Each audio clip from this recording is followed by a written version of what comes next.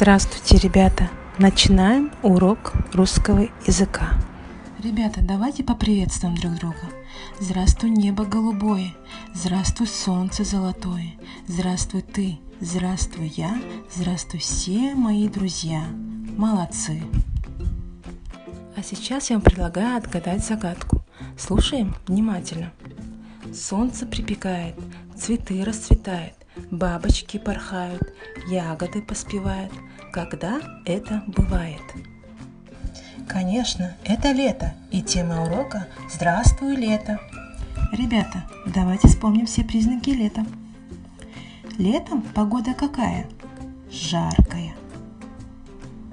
Летом распускаются красивые что? Цветы.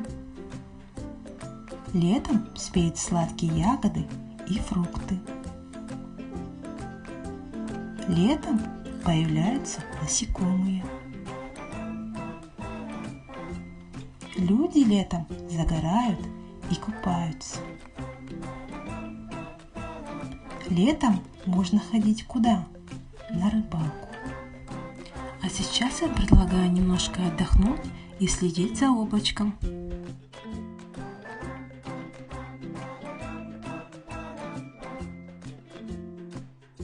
Ребята, а теперь я вам предлагаю сыграть в игру «Назови ласково».